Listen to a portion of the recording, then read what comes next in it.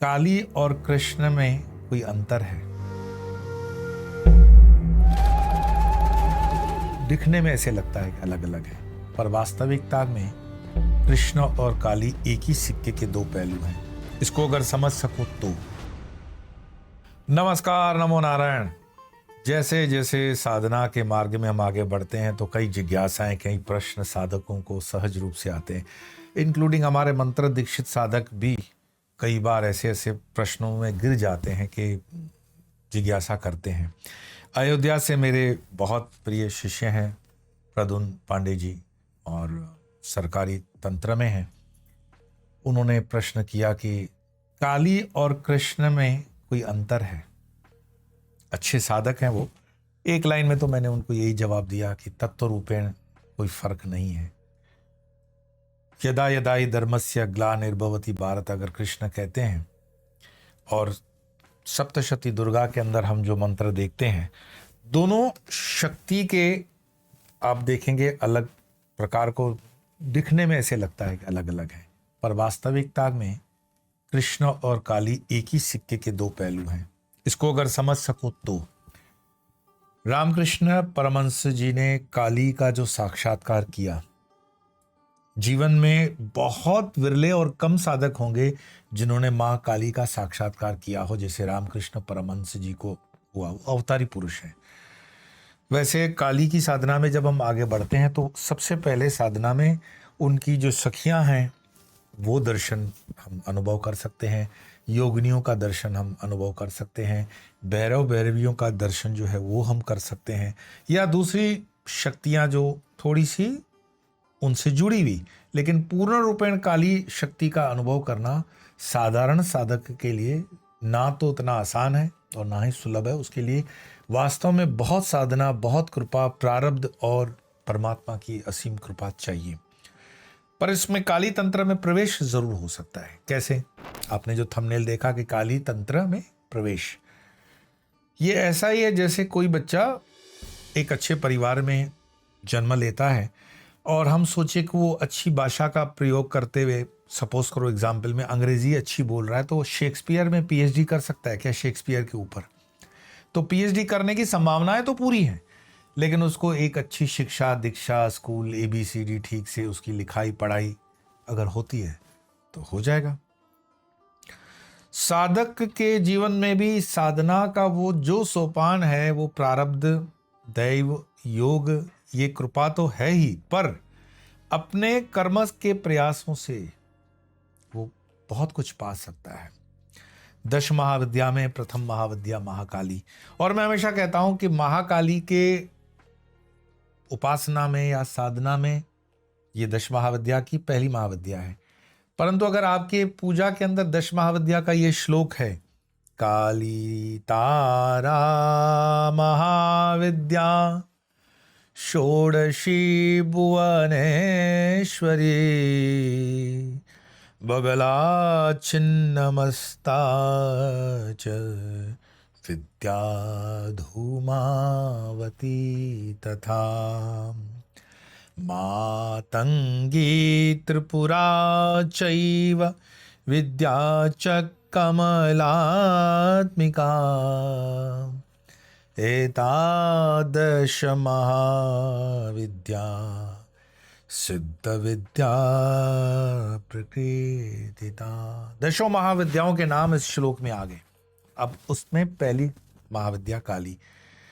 काली की साधना का कैसे प्रारंभ हो, क्या मंत्र होते हैं, क्या प्रोसीजर होता है, अनुष्ठान कैसे करना चाहिए, क्या उसके लिए तिथियां होती हैं, ये बहुत सी चीज़ों का ध्यान रखना पड़ता है। और बहुत से आपके प्रश्नों को हमने देखा भी है। मैं जब आज काली तंत्र के ऊपर प्रवेश के संदर्भ में ये एपिसोड बना रहा हूँ तो मुझे बहुत ये कहते हुए भी प्रसन्नता होती है कि जैसे कि आप पॉडकास्ट के माध्यम से भी जान चुके हो, देख चुके हो कि माँ श्री गीतम हमारे साथ इन समय भारत में ही है, और काली की साधना में उनका बहुत बड़ा अपना गुरु कृपा उनको प्राप्त है। जिन दिनों वो यूएस में थी और एक बार फ़ोन पर मेरे से बात चल रही थी तो उन्होंने कहा कि काली का दर्शन अगर हो तो काली कैसी होगी?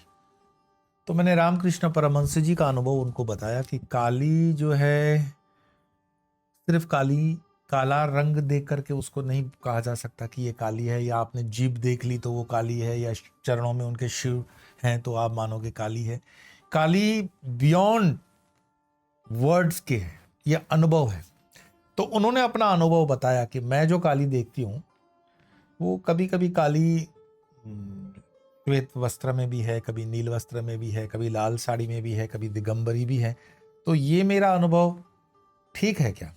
तो मैंने उनको तब बताया कि ये रामकृष्ण परमहंस जी का परम मतलब हृदय के करीब भजन रहा है, और इस भजन के अंदर अगर आप देखेंगे तो यही वर्णन है।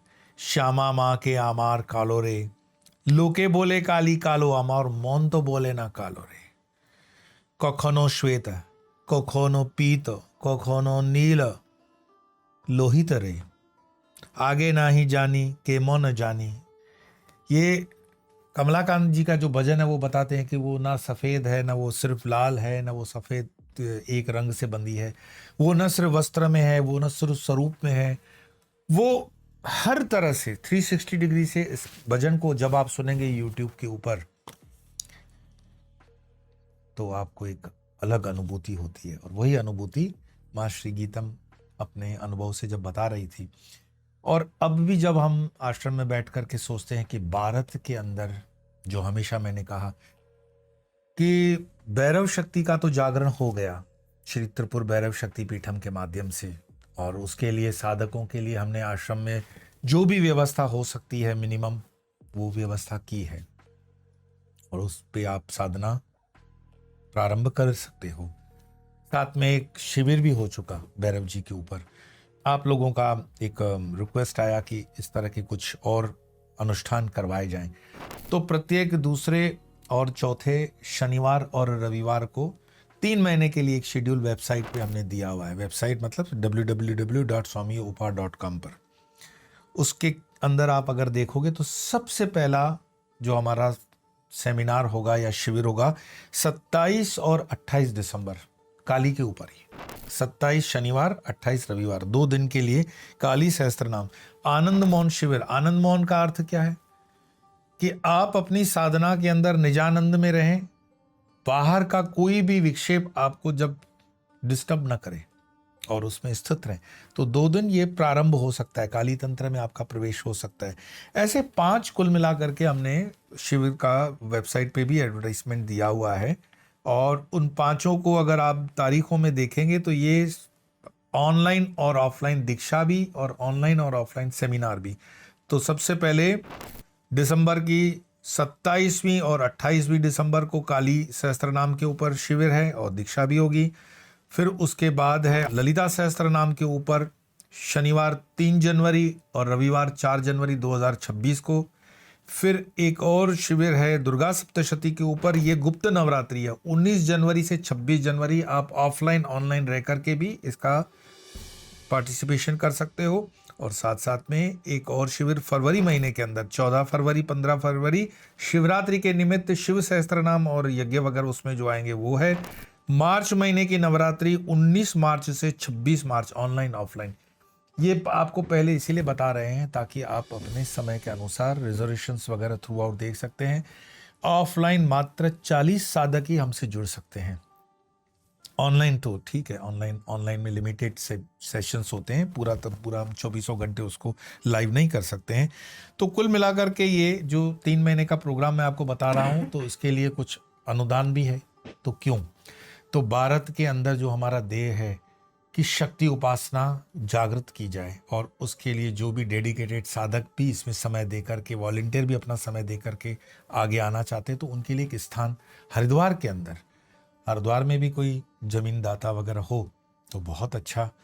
तो भूमि का खंड लेकर के उसको एक स्थान तैयार किया जाए, उसमें संसाधन लगेंगे, और शक्ति के संसाधनों को अर्जित करने के लिए साथ साथ में संसाधन लगाने के लिए आपको श्री की कृपा चाहिए ही चाहिए। तो इस हेतु से आप जो भी इसमें योगदान करते हो वो वहीं चला जाता है। फिर से मुख्य धारा में आते हैं, जिसे प्रारंभ करेंगे काली तंत्र में प्रवेश। तो ये काली तंत्र में प्रवेश के उस काली सहस्त्रनाम वाले शिविर में तो हम उसको संबोधित करेंगे ही, और हमारा सौभाग्य है कि माँ श्री गीतम भी इनमें रहेगी। तीनों के तीनों महीनों के जितने भी हमारे सेमिनार्स हैं और मंत्र दीक्षाएं हैं उसमें माँ रहने वाली है, और वेबसाइट के माध्यम से आप जुड़ भी सकते हो या डिस्क्रिप्शन में बताए हुए नंबर के माध्यम से भी जुड़ सकते हो। परंतु काली साधना के लिए मैं आपको बताऊं, भैरव अष्टकम का एटलीस्ट प्रारंभ करो। भैरव जी की कृपा के बिना काली साधना में प्रवेश नहीं है। तो काली साधना में सबसे पहले आप भैरव अष्टकम से प्रारंभ कर सकते हो, और जो 5 महीने जैसे बताया उग्र साधनाएं होती हैं तंत्र की, गणेश है, हनुमान जी है, भैरव है, शिव है, शक्ति है, उसके सेमिनार्स का भी मैंने जिक्र कर लिया। आपके जन्म कुंडली के अंदर कई बार बताया जाता है कि नहीं, जन्म कुंडली में ये प्रॉब्लम है, शनि है, राहु है, या कोई और उग्र महादशाओं के ग्रह हैं, तो उसमें काली साधना काम करती है।